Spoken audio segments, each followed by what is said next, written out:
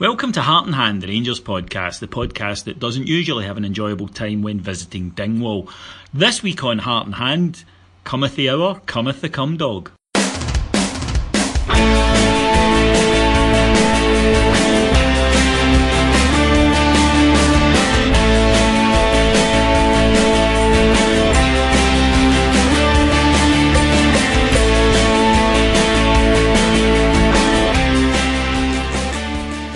So welcome to Heart in Hand, the Rangers podcast. My name's David Edgar. I am your host, and I'm joined this week by two of the finest podders you will be hearing tonight apart from me.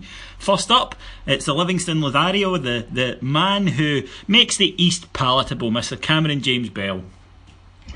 Good day to you, David. Good day. And bringing in his collection of bearded freaks that seem to like him, yes, it's Alex Staff. How you doing, David? How you doing, Cammy? All good, guys? Yes, all excellent. Things are good in the good ship Rangers at the moment, and the reason for that is following up Wednesday night's shearing of the sheep at Ibrox. We knew, obviously, lads, beating Aberdeen, it's nice, but it's pretty easy, right? You can't get too excited. Nothing special. So a much bigger game, clearly, was our trip yesterday to the Highlands to play Ross County. And Rangers played, I thought, very, very well for the first 45 minutes. Got a goal through, long shot from Daniel Candeias that the keeper really should have saved, didn't. However, Rangers probably should have put the game to bed in that first half. Second half, bit more even, and Ross County got themselves back into it. However, Jason Cummings off the bench scores his first goal with a good run, direct run, deflected shot into the bottom corner. Place goes bongo, which we'll come to. After that, though, nearly, I think, 88th minute penalty given to Ross County. They convert, nervy last couple of minutes, but in the end, start with you, Alex. Rangers well worth that win. Absolutely, yeah. Should have been by more than one goal, as you say, as well. For all of any sort of pressure that Ross County had in the second half, it's difficult to name a Fotheringham save throughout the entire game. So aside from their penalty shouts, which I'm sure we'll discuss in more detail, there wasn't much. A couple of blocked shots and a little bit more possession, but in truth we should have been 3 or 4 up before we even started getting back into it. Cammy, this Rangers post-Christmas team seems to have about it an authority that has been sadly lacking in our entire time back up in the Premier Division. And even though it's a lot of the same guys, if you look at the likes of Holt, Tavernier, even Wes, who's very rarely been a bad performer, but they all seem to have found another level, and they just play with so much more assuredness at the moment. They do, and I think that a big part of that, Davey, is the crest of confidence that comes from being able to get a decent run put together. We've not had that for quite a good wee while now, and you can see, I think there's a renewed physicality with some of the players that we've brought in the window, which shows that we won't allow ourselves to be dominated in certain parts of the pitch. I thought at times we were given some pretty harsh treatment by some of the Ross County players, which I feel the referee should have dealt with a little bit better. But for me, I'm seeing a Rangers team now that's standing up to that challenge, whereas I think beforehand we probably would have wilted. I would agree with that. Alex, we seem now to be blessed with what I would call senior players, and to maybe use the cliched term leaders on the park. And again, I keep going back to this because I'm fascinated by the transformation. It's guys who have been there before and we've had for a while, who almost all seem to have either matured at the same time or just grasped this, that hang on a minute here, I'm one of the leaders of this team, I'm one of the leaders of the dressing room. And as I say, guys like Holt, Fotheringham, Tavernier, these now are guys who are, if you like, playing as though they're the kind of men of the team. And I think it ties in with exactly what Cammy said, that suddenly we don't look like the soft touch that we've been on so many occasions in this last, 18 months. There could be a couple of things going on. The first one I'll say is a bit more controversial. Maybe Mark Warburton was right. Maybe we just needed to give these guys time to settle at this level. Who knows?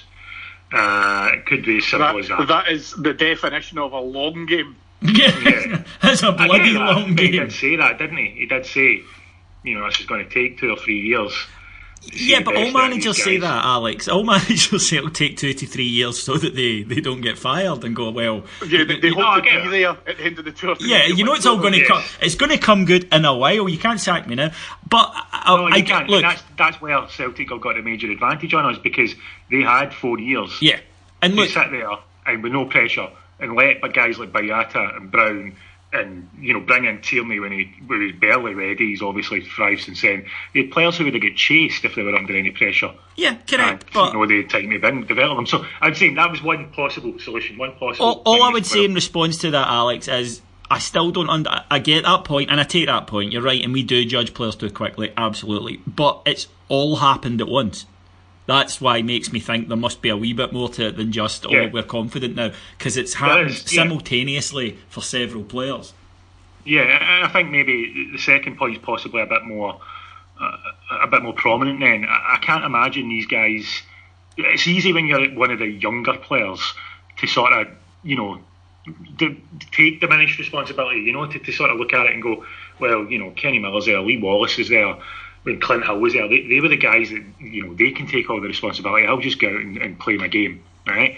And then, this season, you see Ross McCrory come into the team and not only look good from a playing perspective, but almost look like a leader on that pitch. And he was this 19-year-old that hardly kicked the ball.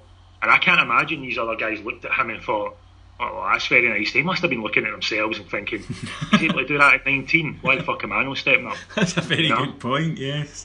I think stuff like that's happening. Like Graeme Murty's coming in, and he's got a bit more faith, and he seems to be very good at telling players, how much faith he's got in them, and keeping them, at least in that respect, confident. And I think that they must have looked at the players like McCrory and Bates as another great example. Just these boys coming in who hardly any experience, but they're not exactly wilting under the pressure, and looking at themselves and thinking, well, why have I found this so difficult? Yeah. And maybe from there they've just tried to step up and take a bit more on. What struck me yesterday, Cammy, was that this Rangers team seems to have found a playing identity, by which I mean I now can see what it is they're doing, rather than a sort of vaguely half-baked, we like to pass and move, as it kind of was under Warburton, or no, I've no idea what it was under Pedro. I think now you can see that this Rangers team are very much about trying to press the opponents, get control of the ball, but move it quickly. We're not possession for possession's sake. They're looking to get forward. They're looking to get through teams with 2 or 3 passes. And it does seem that maybe the fact that Graeme Murty knows, look, I'm not just here to steady the ship just now, I'm here to the end of the season. I have a bit of time to put into practice what I want to do, rather than just being the guy who's currently here to kind of, make sure the lights are kept on till the next bloke appears. Well, one of the things we spoke about in the run-up to probably the Aberdeen game, but probably more so the Ross County game, where obviously Doc had been signed and all the rest of it, looked at what kind of formation would be playing, and we spoke about it offline. We I've spoken about it to other Rangers fans. You wouldn't know what kind of formation goes into it. So I think that I think that still is quite a movable opportunity for Murty to mix and match and see how that works. But the general ethos for that team is about playing the ball quickly, is about looking up for opportunities. I was watching it on TV on Sunday, and obviously, the angles were horrendous at Ross County at the best of times. But the really interesting thing to me was that we played really quick, sharp passing at times, which was a very difficult injection of pace on the ball for Ross County at times to be able to try and keep up with. But the great thing with that was that you could see that the guys actually, they knew where each other were going to be. And you can only play fast-flowing football if you're all singing off the same hymn sheet. And I think to have all 5 of our window signings play within a game like that actually shows Murty's been doing some good work, in the training ground and stuff as well. So there's definitely been some, I think, some really good practice put into that. even if the formation is, again, like you say, adjustable. Alex, you like your tactical breakdowns of the match, and Alex has his own show on the Heart and Hand Patreon network. So, Alex, talk to us. Are we doing things differently, or is this just a case of players doing the same stuff better? No, I think we're doing things differently. I think there's less, or there's fewer. They're not completely eradicated because that's impossible, but there's fewer long balls coming from the back at the moment. There's fewer kind of just launch it up and hope that Morelos can win something kind of balls played, which we were a bit too prone to earlier in the season. We're still kind of focused on getting the ball wide, especially on the right hand side. But why wouldn't you be with the way Tav and Candace have been playing? Yeah, point. You play your strengths, you've got to do that. And I think generally what Cammy's pointing there about 2 or 3 passes up the park quite quickly. The most encouraging thing for me about the signings are that they all look to do that. We haven't just signed players because they're decent players. We've signed players because they're good and they fit the system that we want to play. Yes. You can see that quite clearly. Guys like even Russell Martin at the back, he doesn't, take too long to look up and try and find a ball into, Morelos coming deeper into a midfielder or anything like that. Sean Goss, for me, is the perfect signing for that sort of game because, he's only interested in going deep, picking up the ball, taking a touch and pinging a pass. He loves that. He's not one for just playing 2 or 3 passes between the defenders and looking good on the ball. He wants to get the ball forward. And I think that's the most encouraging part, is that it's almost as if Graeme Murty's identified the style of play, and then any targets from then have had to fit that or were not considered. And that, Jesus, how long have we been waiting for something like that at Rangers? Yeah. That's what it looks like from the outside at the moment. And I know that we'll, come up against the odd road bump in the way, but it's encouraging in that respect, and hopefully that's what we continue to see with the structure that we've got in place. Now, if you are a subscriber to the Heart and Hand Patreon site, and I hope you are, but if not, you'll always have the 2 free shows a week. But if you are, you'll know that me, Alex, Cammy, all the boys you hear on here do loads and loads of hours of content there. But when we're not doing shows about Rangers, we are talking to each other about Rangers because we're sad and it's our whole lives. And one of the debates that came up among the podders was, does Alfredo Morelos miss too many chances? And as good a player as he is, and all of us agree on that, is this something that is a concern? So I'll ask you both the question. Cammy, do you worry that Morelos misses too many chances? Yes. Okay, and can you explain why? I would just like Morelos to be able to have a higher conversion rate for the chances that he has enough talent to get on the end of. And I'm kind of flung back a little bit to the Celtic game, but also Sunday reiterated to me that it would be great if he was slightly more predatory in the box when he should anticipate the ball coming to him. So there was one opportunity in particular where the kind of ball's played across the box and the county defender does his best to get to it. If he gets a touch, it's minimal, but even with that, Morelos should anticipate that ball coming to him. And I think the guy's a great player. I think he's had a very, very long year last year in terms of coming off the Finnish league to come to us. I think the signings of Cummings for us is brilliant because it gives us the opportunity to either A, rest him or B, support him. Potentially we're playing 2 up top, so how that'll look I don't know. But I do want him to be able to try and think about ensuring that he should be walking off at Park David if he scored 1, scoring 2, if he scored 2, scoring 3. And the kind of irony about this conversation is you get more pissed off if he was missing loads of chances and not scoring. Whereas he is scoring, but I just think his conversion rate could be better. Alex? I think... do you know what? Yes, he misses chances that he should score, but I don't see any striker out there that doesn't do that, for one thing.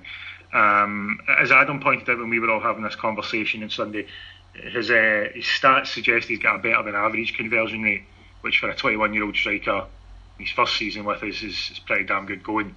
Now, I'm not saying you just look at the stats, obviously, as the devil's in the detail, as they say, but you have to use that as part of the conversation at least. Can't call him a poor finisher when his statistics are better than average. That doesn't stack up. The issue for me all round is simply this: we are not going to have a complete striker anytime soon. That's not going to happen. If Morelos was as good a finisher as we're wanting him to be, or complaining that he's not, he wouldn't be with us, because he's damn good at everything else, and that would be well out of our price range, you know. So he's kind of like the same with the Josh Windass debate in many respects. We're now in a position where these guys would have been cracking squad players in years gone by in that squad, and would have been supported by really good players and been given a bit of time to develop until they, you know, take Stevie Naismith as an example. Didn't exactly hit the ground running when he first came in. Injuries didn't help, obviously, but he had good players around him, took his time, and by the time he was, you know, his last season with us was fucking brilliant for us. And then, you know, but rather than him being a support player to begin with, these are now the guys that are our most important players, so their flaws become highlighted even more. You know, they don't have a great player to come and bail them out when they're not doing well themselves. So as Rangers fans, I think, do you remember, David, when we were talking about David Bates recently, you said as fans sometimes we can be too prone to focusing on the negatives. I think that's what we're doing here when we talk about Morelos. I think there's a lot of positives, and when that's what we should be, you know, praising rather than criticising the guy's finishing, when, as I say, every striker misses great chances anyway. I'm happy to remain positive with Morelos, because, as I say, this is a fantastic debate to have, because actually what we're saying is we're talking about a striker who scores goals scoring more. Yeah. So that's separate to a striker not scoring, okay? And I think it's not the Joey Garner debate, for example. No, it's not. But what you're also talking about is, in a realistic world, every Rangers fan, I think, now knows Morelos' true worth and actually what a wee diamond we've got there. And from that perspective, most Rangers fans, being realistic, anticipate he will not play with us for the rest of his career. He's going to go somewhere. The problem you've got is, with the conversion rate that he has, and if you're to actually watch his game-in-game chances, you're devaluing a transfer fee for that player, in my opinion. Because if it was someone from England watching him, they would look at the amount of chances that he's missing alongside the ones that he's scoring as well. So do you need to give this guy 5 chances to score 1 goal, or will he get it 1 in 3, etc.?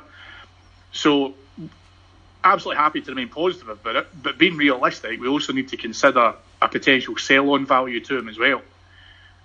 And if the Barry Mackay deal taught us anything, we now need to be in a market to be more aggressive in terms of how much we are willing to take for the purchase of players.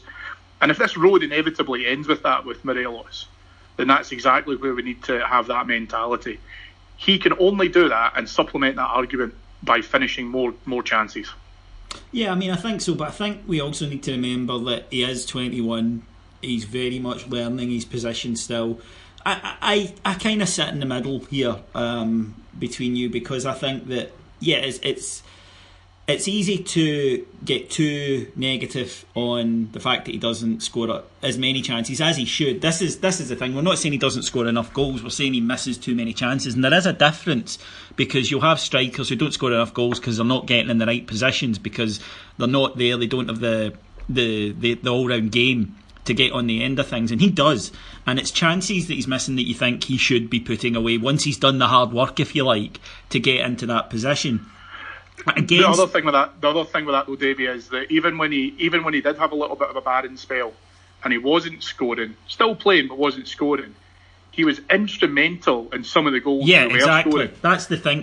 He's still a good player, but that's what I was going to say, Cammy, is that we can also then, if because we like him, we can focus too much on the other side and say, well, he's really good, his hold-up play's great, he's always involved. And I think it's fair enough to, so long as it's balanced, I think it's fair enough to say, you know what, you're really good at all of this, we just need you to work on this. Because, as you say, it'll be good for his long-term development, it'll be good for the club he goes to next, which, as you say, unfortunately isn't inevitable just because of the league that we play in. But I do like the fact that we have, he said, Segging beautifully, an option now, because we haven't had a reliable option next to him. Now, when Jason Cummings was lining up yesterday, I think that you'll have to agree, even though you don't want to, that I immediately sent you a message saying he's going to score. And I think it was, 5 minutes? Well, I put 10 quid on it at 8-1, so yes, I'm very happy that he did. Alex, Jason Cummings, yes. I say this all the time because it's true. This boy was born to play for Rangers. I can't recall, as I say, maybe Nacho Novo, since someone arrived and the fans just instantly went, "We love you." It's like we've adopted a very cute puppy. That's exactly what it's like. Yeah, that is. That's a cracking analogy, actually.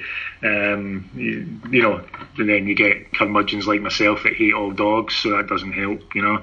Well, this is Alex's last appearance, folks. Enjoy it. Wrong person to say that to. Fucking hell. I know, but I had to come out at some point. He does look as though he was born for this sort of pressure, doesn't he? Yeah. You know, just that sheer confidence bordering on total ignorance of his situation, you know. Just like it doesn't really seem to bother him because he doesn't really quite get it. Doesn't care. Because it does what he does anyway, you know. Exactly. I'm not saying that's a bad thing, you know. It's kind of, you know, it's almost bordering on that. No, I think, the fact that he makes you shoot through sheer force of personality, he makes you believe in him, you know. He's like, you know, when you see him interviewing and he's like, I'm just going to score goals. That's, you know, he's first match interview, and he's like, he'll give me the chances, I'll stick him away. It's just absolute confidence in it, you know. He had no problems at all, none of this, no hedging his bets, no kind of, any striker that comes here should be able to score goals. I'll be working hard to make sure I do that. It was just, no, it's going to happen. It's going to happen. That's it, simple as that. And it's just through that way, he's got so much belief in himself that you start to believe in him as well. And I think that's why the fans kind of, you know, there's the daft side, the cum dog side, shall we say, that, you know, a lot of people will take on board and really enjoy. But, you know, outside of that, as a player, you just get this feeling that this boy could go all the way because he genuinely doesn't see it going any other way. You know, he has never once sat there and thought, even during that time in Nottingham Forest where it wasn't working, I can guarantee he was still sitting there thinking, I'm going to be a superstar. Oh, yeah. I mean, you know that at Nottingham Forest, he blamed them for not picking him. Aye, exactly. That's what I mean. Yeah, he just had no issues, no doubt in his mind that it was going to work, and that's, you know, that is the sort of player that's born to play at a team like Rangers. That's exactly, you know, the sort of thing that you need to get. Sorry, Alex, but Cammy, when I'm trying to describe this to people, this feeling that you get about certain players, I go back to 2 penalty shootouts in our recent history, and one was when we beat Dundee United in the League Cup final, when Chris Boyd went up and scored. I think it was 2008, and Chris Boyd runs up to hit the last penalty, and I thought, we've won, because he's running up there not thinking, the pressure's on. He's running up going, yes, I'm going to be the one that hits the winning penalty. Nacho Novo in Florence was the exact same. Desperate to get the ball, desperate to run up, because they know they're going to score. There's 2 types of footballer. The type of footballer who Alex just described, and I think, you know, described very well, despite being a psychopathic, dog-hating freak, that they're like, oh man, you know, this is a big moment. I hope I can deliver on it. And the guys who are desperate for those moments to come, and for them to be the person that's at the heart of it. And Cummings is that. Cummings is that guy. He's the guy who's like, I'm going to score. Yes, brilliant. I'm going to be the hero. I'm going to score the winner. That's what I do. And I don't think you can teach that. I think you either have that or you don't. There's a bit of natural flair to it. And one of the things that, thinking about Cummings and obviously thinking about this whole scenario, and then obviously him coming on and scoring all that, and this will drive our Timmy listeners mental, but one of the things that puts me in a comparable of it is Cantona or Ibrahimovic. And within that, what I mean is, you've got a player who can talk shit but back it up. Yes. And what he can do is he can actually, it's kind of as you guys have touched on, he can actually just come out and just have so much confidence in himself and what he's doing. Fear and a lack of self-belief just simply don't come into the equation. So I think what was great, and I don't know if we'll talk about the over exuberance again, but what I loved about the whole thing, especially the celebration, was the Rangers fan coming onto the park with the drum. If you rewatch the celebration, there's a guy runs on a big massive drum, and I just love that whole scenario, because he's running on, the players are running on, he's hugging, Cummings is hugging the guy, and in the background is this guy who thought, did I leave the drum? Did I take it? What did I do? And he's straight on the park with the drum and all. Then obviously the police get involved to join in with the celebrations. It was just a great time all round. We are just about to talk about that, but before we do talk about that, the celebration controversy, as I suppose legally I must call it, that I think the whole point of that, Alex, isn't that Rangers fans were happy at getting a goal against Ross County. I think if it's any other player, that, that's not the celebration. I think, if Josh Windass scores that goal, or Jamie Murphy scores that goal, I don't think you get that reaction. You get a very happy, ecstatic, we scored a goal reaction. But I think it was because it was him. And I think that the appeal he has to, and I'll say that younger Bears, Bears in their teens and 20s, I think is enormous. And the connection that's there is enormous. And also, I think it stunned him, because when you think about it, his memories of playing Rangers in Scotland, where we hated him, he goes away at Nottingham Forest, doesn't do that well, comes back, and suddenly, the reaction he got at Ibrox the other night was astonishing, and then this again on Sunday. I don't think he can believe it. Oh, he must be loving it. Because as you say, his memories at Ibrox can't have been the most positive, with some of the maulings that he took. Despite the fact he scored against us so many damn times as well.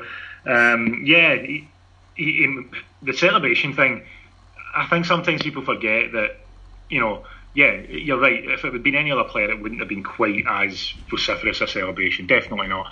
But there's also that issue when fans get on the pitch, a lot of the time he's not got much of a choice.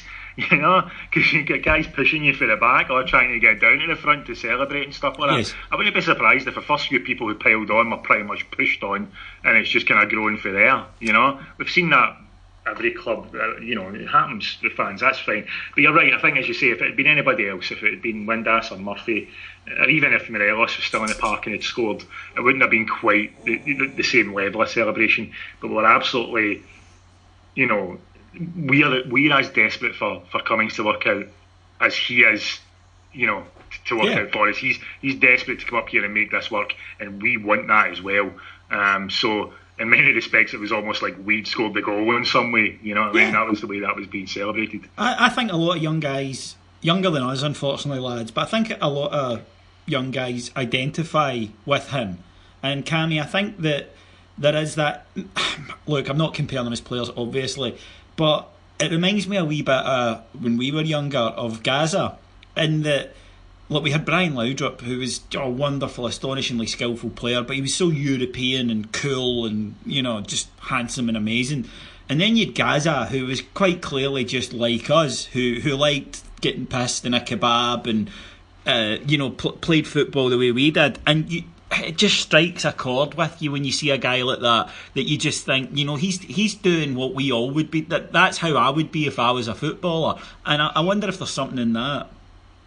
It's a little bit working class hero in it. Yeah. And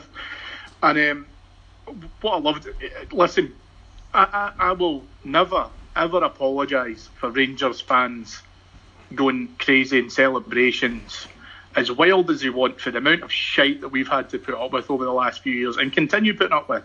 So those fans have got every right to celebrate as wild as they want. Anyone who doesn't agree with football fans celebrating to a massive extent can fuck off out football, as far as I'm concerned. They can take VAR and stick it up their arse. All that, let's dull the game down, let's nullify it. No, do you know what? Follow your heroes. Watch the guy that, rather than saying, my team score, you say, I hope he scores, because I want him to do well, I want him to get that. And I think what I see in the Cummings support, almost to a certain extent, is the slightly more, probably more concentrate version of the support that we're giving our other signings and youth players such as McCrory and Bates. it's strange for us to talk on a wave of positivity now about how we're seeing these players come in, how we're seeing these players perform. So I couldn't be happier for the boy. It was really funny when we were sitting watching it, sitting there with the wife. She's hated him because she hates Hibs and remembers him playing for Hibs. That's a keeper. That's a keeper, Cammy. Celebrated. Glad you married that lassie. She's got good taste. Well, on some wait things. a minute. Because when he celebrated and I'm going crazy, she was like that. I don't care, I still hate him. What? She's out the house now. Yeah, she's out the house now. I've tweeted Cummings to see if he wants to move in. So we'll see how it develops. But that was a couple of months of marriage, and now you see the true side. Cammy's on the market, ladies. Form an orderly queue in Livingston. Got most of his own teeth and everything. Yeah, could probably hold auditions in a phone box. Right, okay, over celebration. There was, reaction from Celtic fans who, of course, were religiously tuned into the game to watch Rangers, their hobby. Alex, did the Rangers fans over celebrate? Was this something that was either worrying in terms of people running on the pitch, or a bit sad because we'd scored a goal against Ross County? Neither, really. It was just, as I said, I wouldn't be surprised in the first instance if it's just guys that have been pushed on the pitch by people behind them. Happened to me at Tannadice once. That's the only time I've actually went on a pitch, and I was in the front row at Tannadice. Rangers scored. Everybody, of course, has stood up for the full 90 minutes. There's a massive surge, and it was either jump over the barrier or get crushed. So, exactly. Jumped over the barrier. I wouldn't be surprised if that's how it started, and it just kind of slightly grew from there. Boy with a drum running on does see quite a bit, mind you. But to be honest, the Celtic fan reaction and any other fan reaction is just, it's nothing more than try to wind us up. It's just that sort of, haha, look at you, that's the best you've got going for you, celebrating a goal against Ross County. Nonsense, and I think best ignored personally. If the club's involved, if Ross County were to come out and say, we felt this was dangerous or something like that, fine, then you've got more of a conversation to have.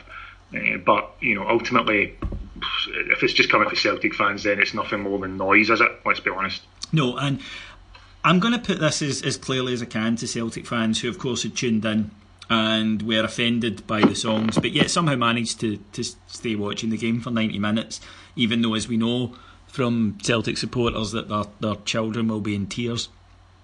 That when it comes to singing, when it comes to over celebration and anything, I don't know where we've given you the impression that we give a fuck about what you think about anything. But on behalf of the Rangers support, and I don't like to set myself up as a fan spokesman these days, but I'm going to for this once, and I beg the indulgence of the Rangers support on this matter. To all Celtic fans listening to this, we could not care less what you think about anything.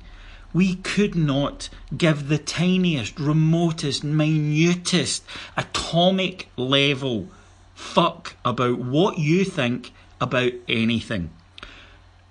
We wouldn't know how you celebrate your goals because we don't watch you, because we're obsessed with Rangers, same as you. But the thing about it is, we're obsessed with our own team.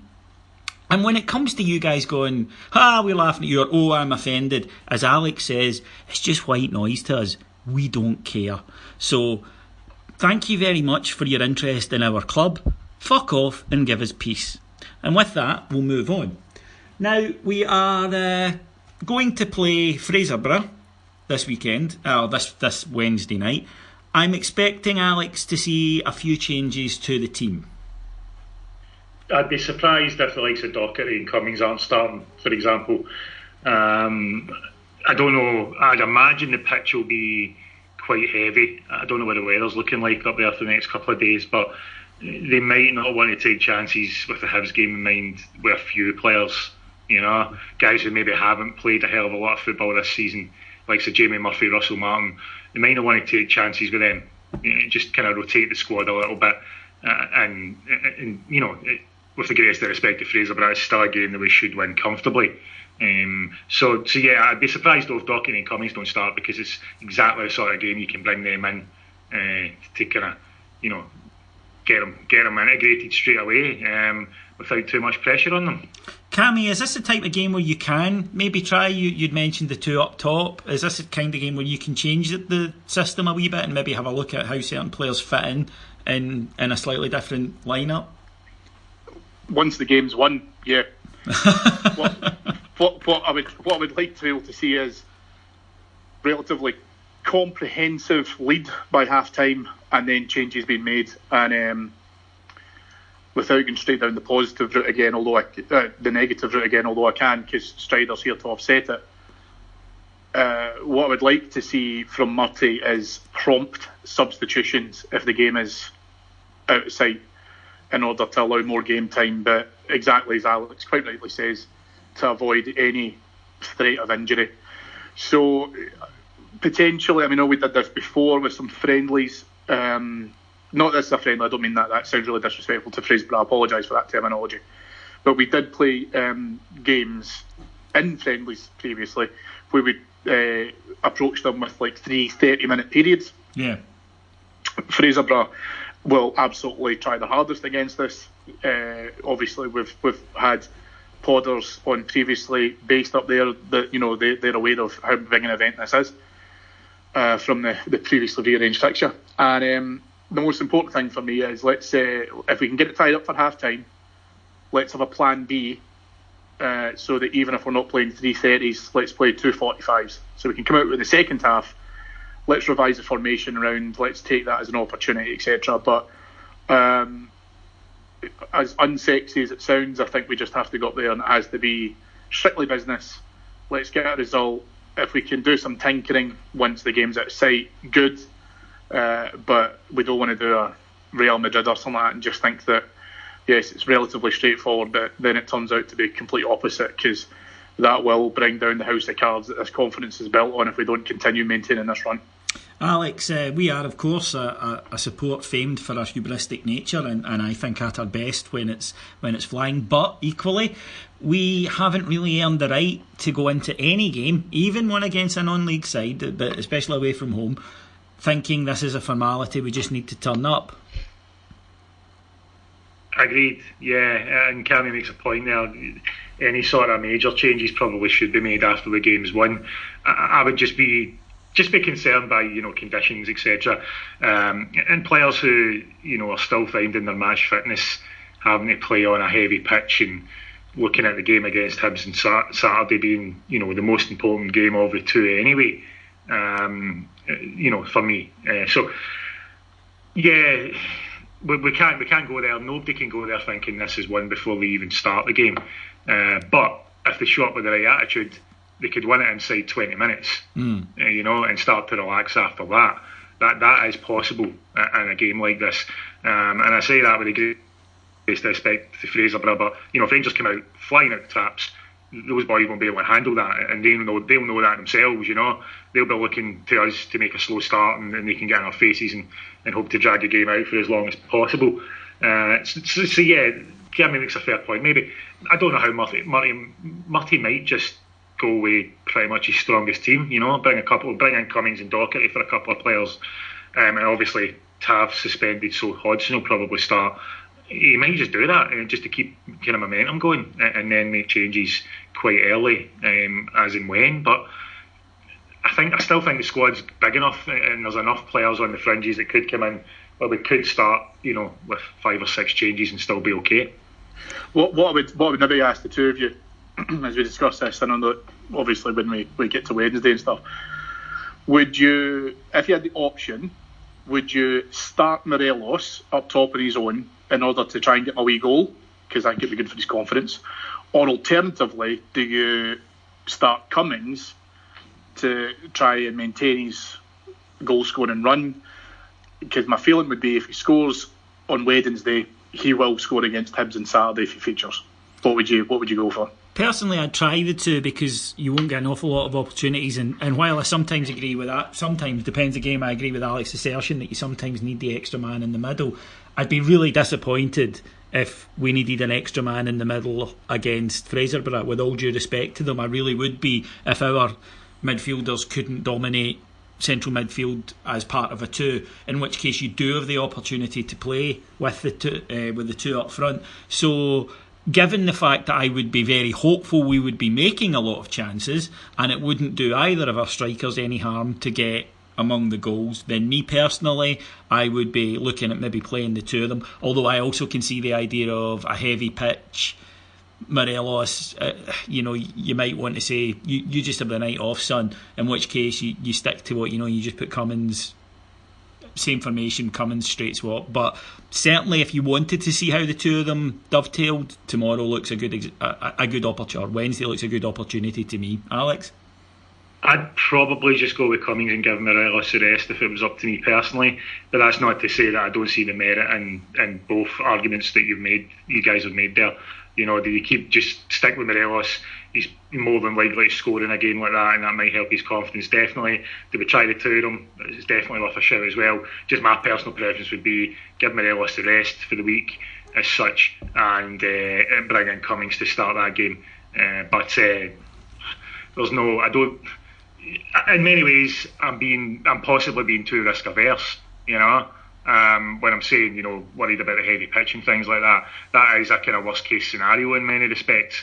And maybe, in that respect, that's not the best way of thinking about how to pick your team and how to approach a game. So yeah, there's a good chance, Murty won't see it that way, and he might just go with the two of them, just to see how that works, just to see if there's any sort of, you won't get a great impression because the level of opposition isn't that high, but you'll still be able to tell, are they making the same sort of runs? Are they, is who's the better one dropping off and picking up the ball? And you'd still be able to get some sort of impression out of it. So, it might be worth giving that a bash, because he did sound as though in his Ross County interview he would like to try it at some point.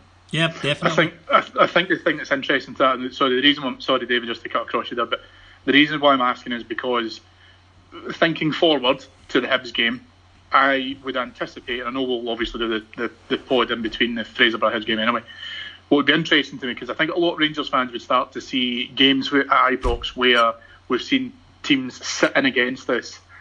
We've tried chance after chance, but usually it's because there's one up top, although they're at that stage supported because most of the action's taking place in the opposition's final third. What then happens is playing two up top continues that opportunity, which would be interesting, because I think a lot of Rangers fans would want to get down that route if we are looking to get a result, especially at home, and actually playing the two of them.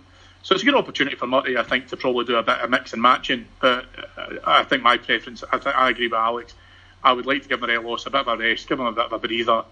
I believe it's better that he's fresh for Hibs on Saturday, and Cummings can come on to support him if he goes back to the regular formation.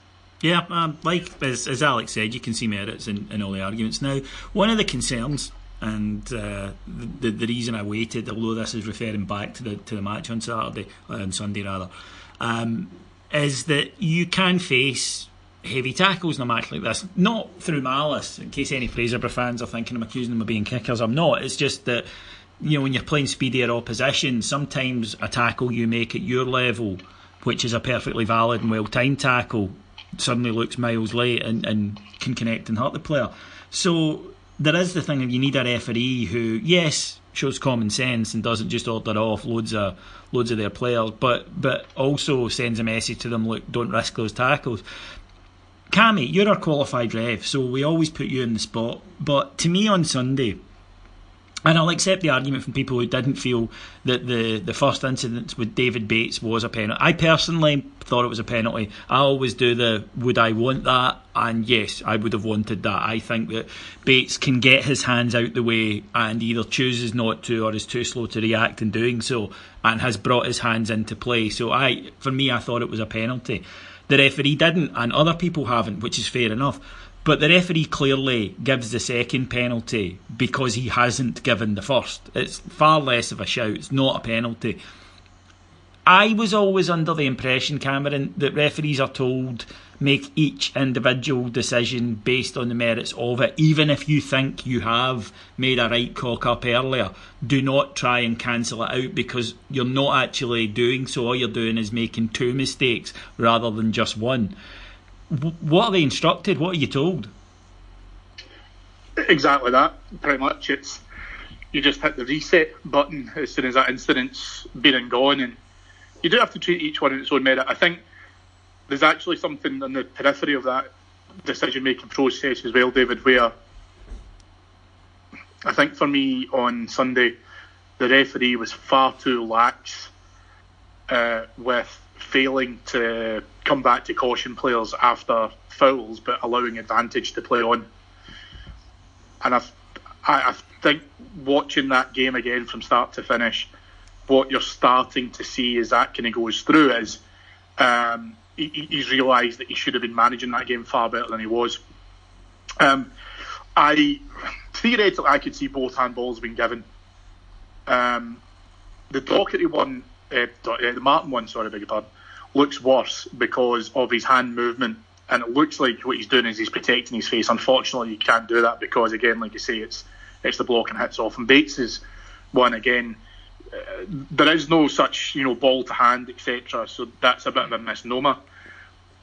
However, if he impedes the direction of the ball, and again, like you say, you still believe that there was a degree of intent there, that's what you have to give. What I do think has happened to the referee is I think he's hit damage limitation time, because we're 2-0 up at that point. He realises that he's not managed the game well.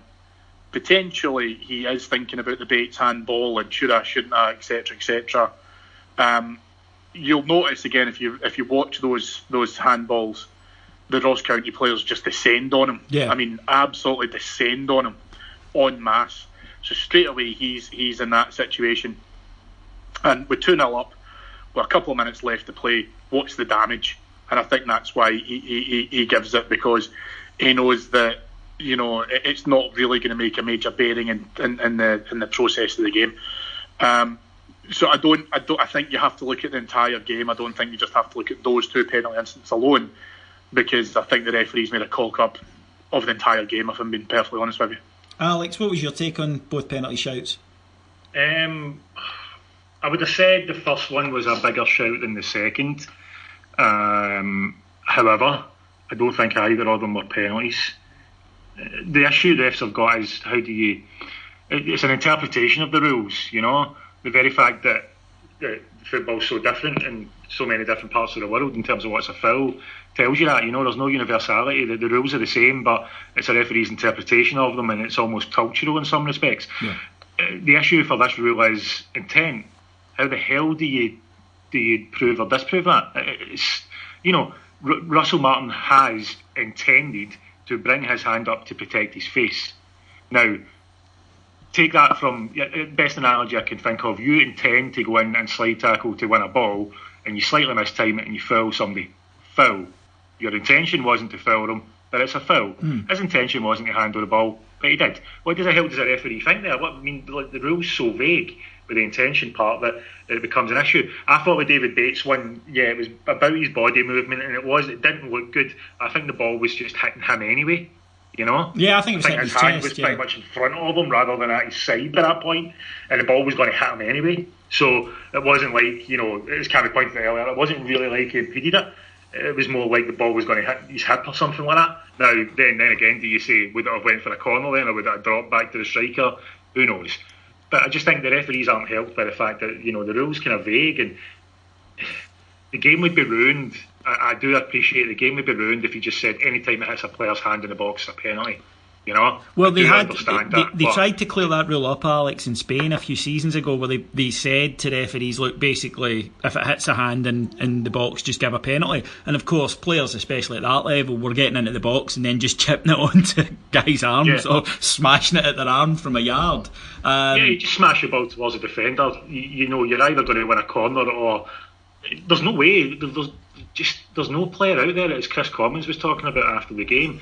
If somebody smashed the ball like that and it's hitting you in the face, you're bringing your hand up. You don't even think about it, But then there's a whole philosophical debate as to what intent is in the first place. I just don't think referees are helped by the rule. And Cammy's right. He's right. If a small example would be if a referee gave a corner and it's been a bit of a disputed decision, you can be damn sure he's going to give a free kick when the corner gets whipped in against the attack team. Yes. They do that all the time. That's a pretty common, little technique to use. Fuck, I'm not sure about that one. It's alright, somebody will be grappling somewhere, I'll just give a free kick. It was kind of like that. Cammy's right, he got to the end of the game, that one decision that he's made an instant call on, and then he's maybe thought to himself, I don't know, actually, by the way the players have reacted. I think that's exactly what it was, Alex. I think the fact that the players were so convinced it was a penalty that I think that he's went, fuck, because it is the old cliche, but it's kind of true. You can tell by a player's reaction, and I think the genuine, if you like, anger of the Ross County players has told him, oh, I've got this one wrong.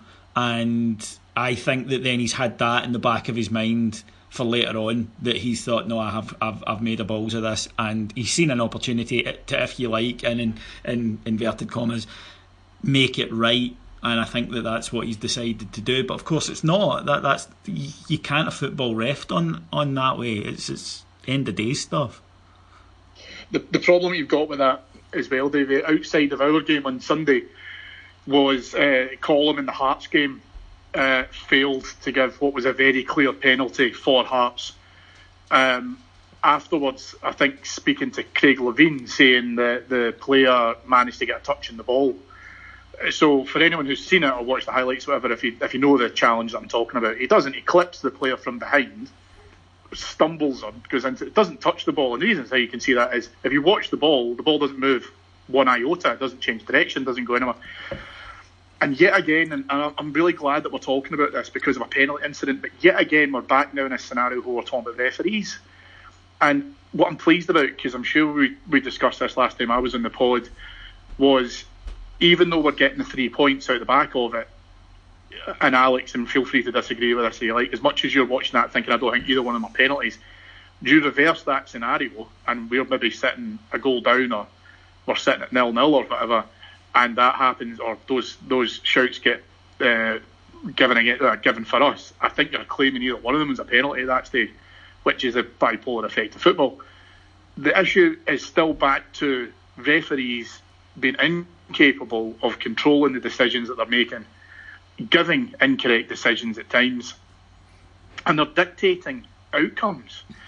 Theoretically, Ross County could get relegated for what happened on Sunday. It could literally come down to that. Well, yes and no. I'm not sure I buy that argument, Cammy, because it's 38 games, and the fact of course, you can point to one game where something went against you and say, "Oh, if that hadn't happened, we'd have stayed up." But equally, there'll be a game where something fell for you, or a chance that you could have buried and should have. So I don't know if I buy that argument. Yeah, but you're then saying that okay, that's one game. But yeah, if you actually look at the referees that we've spoken about on this podcast, we're not talking about one referee making one mistake. True. We're talking about a number of referees making a number of mistakes. And, you spread those odds out far enough, you, as a club, will be impacted by that. So we're not talking about 1 point, 2 point, 3 points. We could be talking about 10 points or 12 points, and that could be the difference at the end of the season. It's just, theoretically, could work out that way. I don't blame the Ross County players for descending on the referee en masse, because when you're down at that, and it's a dogfight at that end of the league, you're fighting for everything that you can possibly get. So I think it was just the case that the referee probably realised that he could have had another decision in the Bates handball, and he had nothing to lose with giving the Martin one. Yeah, I think that's a fair point. Now, just before we wrap up for the night, there was a story in one of the papers today that Dave King, who was seen yesterday, he's in Scotland, he was up at the Ross County game, will have a chat with Graeme Murty tonight about his vision for the club and about where Dave King sees the club going over the next few seasons, etc. And Graeme Murty will chat about his role in it. Alex, Graeme Murty is in, I spoke about this on our daily update today, Graeme Murty is in pole position, and I think in almost a uniquely favourable position for an interim manager, in that most interim managers come in and, as I say, they have to deal with a group of players who haven't done so well, hence why there's been a change of manager, and they don't get given time, even when they get the infamous till the end of the season. Graeme Murty's not only got till the end of the season, he's been given a transfer window where he's been able to sign his type of players. In terms of an addition for a job of that size, which I'm not saying Graeme Murty's not capable of and may go on to prove to be a great manager, what I'm saying is that at this stage of his career with his CV, he wouldn't be near under normal circumstances. this is one hell of an opportunity for this guy. It doesn't get any better, really, does it? No. It must be the least pressurised Rangers manager ever, in many respects, because the expectation levels are pretty low still on him personally. On the team, they're a bit higher because, we've made signings, we're looking a bit better in the last couple of games. But on him personally, if things don't go well, ultimately it won't be him that will be blamed. People just turn and go, the board made a mess of this manager search, he should never have been put in place anyway, blah blah blah, which should be the argument to any manager that comes in, but it's obviously not. He's in a unique position, one that no Rangers manager before him has ever been afforded, and that he's actually got some time and some leeway to make mistakes, because it won't be him that gets ultimately too much of the blame for it. It must be. I don't know if you guys agree. I would be interested to know if you agree, but I think in the past, post-Christmas is actually a really good time frame for it. Something seems to have clicked, and he's just a little bit more assured, as if he feels as though he's grown into it himself. I was kind of rather scathing of him before, and saying, look, essentially we've hired someone who isn't as good a manager as Pedro Caixinha is. You let go of a manager, you normally bring somebody better in, and we hadn't done that, was my opinion. But maybe I was just being unfair and not giving him the sort of time I'd give a player who's come in. Maybe in player terms, he's like a youngster. You know what I mean? Yeah, but we don't exactly. But we don't expect, Alex, rightly, that people do their apprenticeship with us as a manager. And you're right, because this is a guy who's coached, but never coached our first team at any level. He's always been a youth coach, and maybe it is, but I know that his relationship with Mark Allen is good. And I know that he works in tandem with the director of football, which was not something that happened under Caixinha.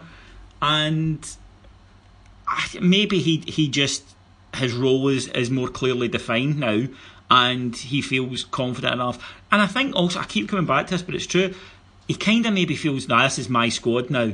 I'm not just babysitting Pedro Caixinha's squad. Because we've talked about it on here tonight. This squad looks different. It feels different. Everything about it. Yes, a lot of the same names, but they're not the same player they were 6 weeks ago. It doesn't feel that way. Sorry, Cammy, I think that'll be yourself to take on from here. So for me, this is going to sound really wanky. I feel Murty has actually really matured as a manager in the way he carries himself now. I think back to last year, press interviews, post losses to Dundee and all that kind of stuff. The guy, really, really struggled, I think, at times, and I think we saw that, and, it doesn't instill confidence in us, wouldn't instill confidence with the squad. Let's never forget what Graeme Murty's done for us, and more importantly, the board should never forget what Graeme Murty's done for them. Yeah. Because he has deflected so much shit off of them, it is unbelievable. That being said, the board have, probably by a little bit of a mix of methodology and fortune, put a good support network in there for him with Mark Allen. And Jimmy Nicholl. And Jimmy Nicholl, absolutely. I think the retention of Johansson seems to be working very well as well. However, the most important thing I think we can now say about Graeme Murty is he should never ever go back to development football after this. So whether it's Rangers or someone else, this has given him the springboard now to look at his career from an entirely different perspective. I feel David has a good point that he has now moved from a caretaker mentality to this is my squad, this is my team. I don't really get an impression of arrogance from him that he is using this to either put himself in the shop window for the Rangers job or any other job. What he needs to be able to do is adapt very quickly if some miracles occur, and if the scum start dropping points and all of a sudden people start getting a bit carried away with themselves and talk about, potential, league run-ins and all of that kind of stuff. what it's about now is maintaining the consistency that he's been able to build up across the last few weeks. Build that momentum, because his job must be easier now than it was a couple of months ago, thanks to the support, firstly, that he's obviously getting from that momentum post Dundee, but also the players that he's been able to bring in. So he's getting into a much better space, Murty. I have a concern that if we were to say to him at the end of the season, listen, you've steadied the ship, you've made some great improvements, we've managed to maintain, if Celtic win the league, a gap of X amount of points, therefore we're going to give it to you full time. If we then go into next season and it's all, blank canvas time, can he start that serious title challenge? Because we need to seriously start looking at that. If we maintain the same distance between ourselves and Celtic come the end of the season, go into the next season with a real attitude of no, actually, we're in this to win it now. No, can I just jump in just a second, because Cammy made a great point there about Murty and saying that he's not coming across as arrogant or in any way. He comes across as a humble man who works hard and knows that he's got things he needs to improve on. That's this entire squad's identity at the moment. And I think that's maybe helping as well. When you talk about the players that he's able to bring in, he's bringing in guys who have got a point to prove, or bringing in people who are working towards building a reputation and things like that. He's not, there's no, that way like Mourinho sort of identifies, there's a Mourinho team. You know what I mean? Even though he's at Man United now and they're supposed to have a particular style, they play like a Jose Mourinho team, or they play like a Pep Guardiola team, or whatever it is. Murty would talk about how he wanted his team to play in the way that he saw the game, and in the past he'd criticise him by saying, well, we don't know what that is. You're just sort of playing exactly the same way that Pedro Caixinha played. Now there seems to be a feeling of, this is, as you pointed out, David, this is his team, and it's also his identity there. A bunch of guys who are willing to work hard and actually go and improve constantly. I think a daft little example of that against Aberdeen, when we made it 2-0, the players were celebrating, and I sat right down, near there, so I could see that quite closely. And Russell Martin was over there straight away. He's in everybody's face, telling them with a hand, let's calm this down, let's keep this right. And as the players are going back towards their own half, there's Graeme Murty doing the exact same thing. He's got that player on the park, and Russell Martin, that he trusts, is already given his instructions before he's even had a chance to give them. And that sort of thing makes such a big difference to a manager, to have guys that he trusts like that. So yeah, I think you're starting to see his identity, his team coming through in the way that you guys spoke about. And a big part of that is just, he is a hard-working guy himself. He doesn't take this for granted at all. There's a good call out, actually, I would say, and this was potentially something we touched on right at the beginning of this, where you're seeing more requirement of youth coming into the first team now, where probably players like Tavernier, and maybe to a certain extent Windass, players who were probably considered the slightly younger part of that, when you consider guys like Kranjčar and Alves, Miller, etc. These guys have now almost had to step that up a notch in order to be the leaders for those youth players coming in. That, to me, I feel Murty has contributed towards, because he has challenged those players to think about those new lads coming in, the youth players coming in, and actually saying, well, now you're the example setter, you're now the role model, and to a certain extent you kind of abdicated some of the responsibility for this. Now you can't do that, and I think Murty's done very well in terms of bringing that forward. Alex makes a great point about there's no preface of people coming in with a legacy, which we've been guilty of in the past with some of the signings that we've made that Murty's also had to deal with. You've got players who are coming in now, and they appear far more together as a unit. Even some of the new signings are fitting in really well with that. That's a culture he's creating with that team, so you absolutely can't take that away from him. Don't get me wrong, obviously Nicol and Johansson will be contributing towards that as well, but Murty has to take a lot of credit for that. I think we're all agreed, but obviously if we lose to Fraserburgh, we'll be getting the pitches and pitchforks and torches out and heading round to his house, am I right? Well, obviously, yeah. I mean, that'll be, let's say, as Alex would do for his dogs in the river. Yeah, totally. Yeah, so that was a shocker, I tell you that. I think a lot less of you now, Alex, than I did an hour ago. Listen, hey, we all have our preferences. I just hate all animals, man. That's all it is.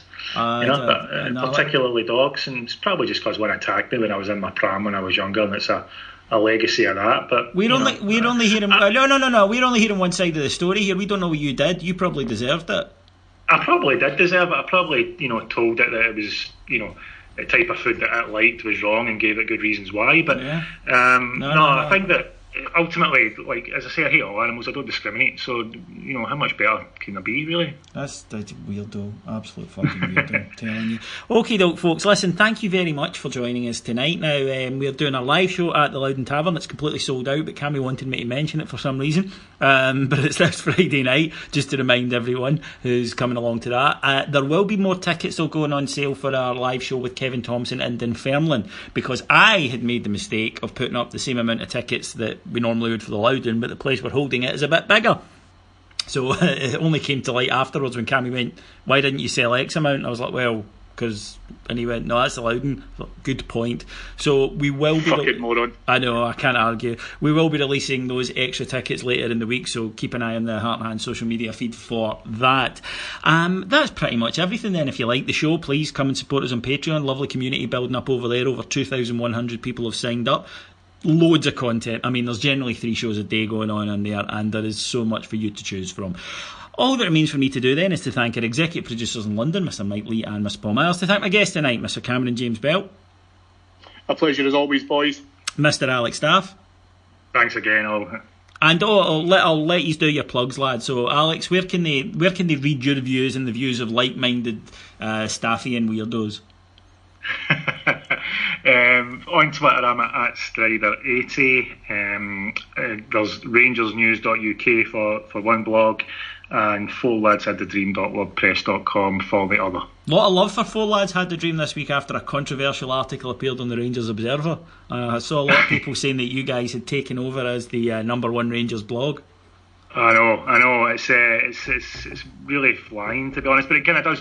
It also shows what people are after in terms of Stevie being able to break some transfer news and things like that. That's what the people seem to want. So yeah, it's been good. I've been enjoying that. Yeah, there's also a 5-part interview with me, and I don't want to take all the credit for your growth, Alex, but let's face it. That's pretty much it. And Cammy, if they want to talk to you on the Twitter machine, where would they go? I am at Beat That Beat. I don't have a blog, I'm not that clever. I'm at IBroxRocks, and I will talk to you again on Thursday. Thank you very much for joining us, and we'll speak to you then. Bye.